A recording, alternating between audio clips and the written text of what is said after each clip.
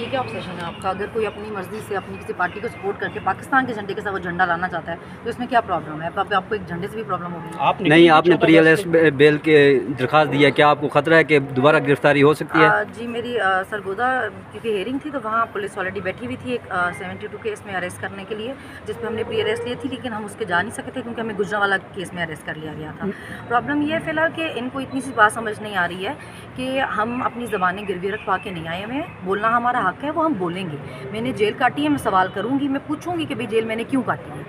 आप इस तरह मुझे चुप नहीं करवा सकते। सिर्फ मेरे बोलने पर, मेरी वीडियोस पर कि जी मैं बोल रही थी, एक रिएक्शन दे रही थी अपना, आपने मुझे 14 महीने जेल में रखा और मेरे पे दहशतगर्दी के पर्चे किए, तो मैं आपसे पूछूंगी। मैंने आपको नहीं कहा था कि खान साहब को इस तरह कोर्ट से गिरफ्तार करें।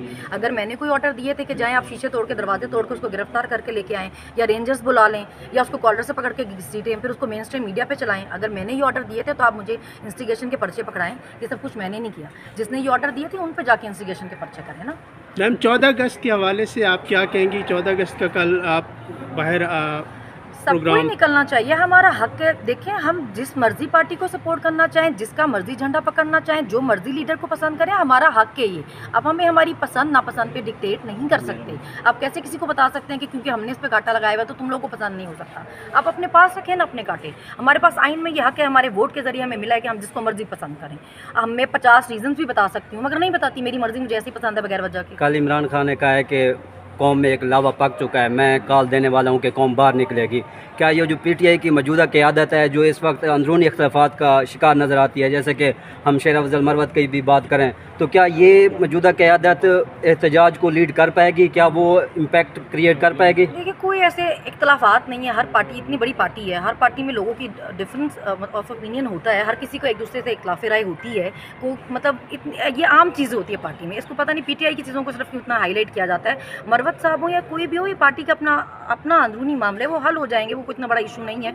तो कब तक सड़कों पे निकल रहे हैं? तो कब तक? यानी सड़कों पे तो हम हैं ना, अदालतों और सड़कों पे तो 2 सालों से हम हैं ही हैं। और कहाँ में? साहब ये बताइएगा कि आप लाहौर गई हैं, दोबारा आप गई हैं या नहीं गई? मैं नहीं जा सकी ना, इसलिए नहीं जा सकी क्योंकि अभी मुझे ये भी नहीं पता है कि कहाँ से पुलिस बैठी हुई है खैर से अरेस्ट करने के लिए। मैं अभी इसीलिए यहाँ पे हाई कोर्ट आई थी कि आपका अगर मकसद इन्वेस्टिगेशन करना है, अगर एक्चुअली आप लोग चाहते हैं पता चले कि ये जो बयानिया नौमी आपने बनाया है इसका क्या रीज़न था, तो अब हम यहाँ से भागे तो नहीं है, आप इन्वेस्टिगेशन कर सके हैं। लेकिन आपका क्योंकि मकसद है हमें जेलों के पीछे रखना, खुद आप नहीं चाहते सच सामने आए, खुद आप नहीं चाहते लोगों को हकीकत पता चले, तो डराने धमकाने के लिए आप लोगों के घरों से औरतें उठाएं और उनको जेलों में बंद कर दें कि डर के हमारे कोई निकले ना, कि ये तो औरतें भी नहीं छोड़ें तो हम भी घरों पे बैठते हैं।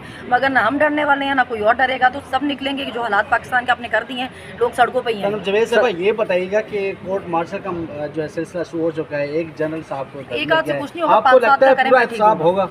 एक हाथ से कोई फर्क नहीं पड़ेगा, ये 5-7 का करें तो फिर कुछ बेहतर हो सकता है। नहीं, ये बयानात आ रहे हैं कि इसमें 9 मई में जनरल फैज़ हमीद का आता, वो पीटीआई वालों को कह रहे थे कि फलां जगह पे पहुंचे। इस बात में कितनी हकीकत है? देखिए, अभी मुझे इनकी स्क्रिप्ट की समझ ही नहीं आती। इन्होंने इमरान खान को जेल में रखा हुआ ये कह कर के उसने ये सारा कुछ प्लान किया, पहले से किया, प्लानिंग थी, ट्रेनिंग थी, पता नहीं क्या क्या था, और फिर मेरे पे 13 पर्चे हुए हैं इंस्टिगेशन के कि मैंने लोगों को इंस्टिगेट किया तो वो घर से निकले।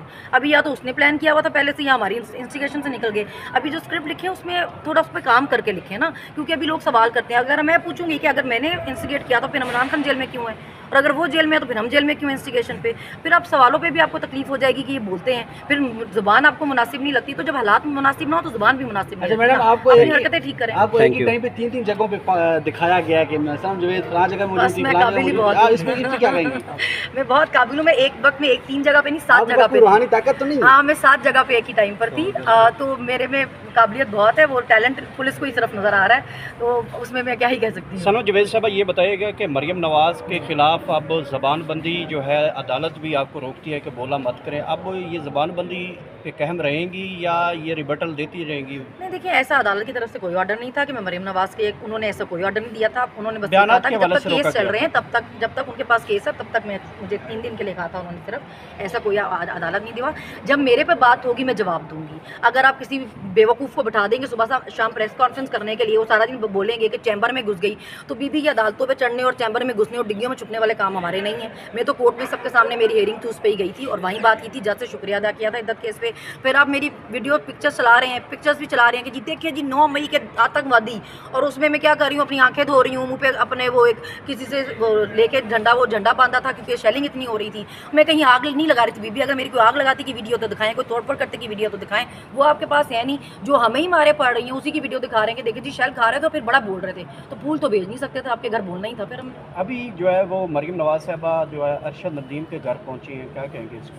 पहुँच तो वो कहीं भी जाती हैं, रास्ते उनको सारे आते हैं। चलो, थैंक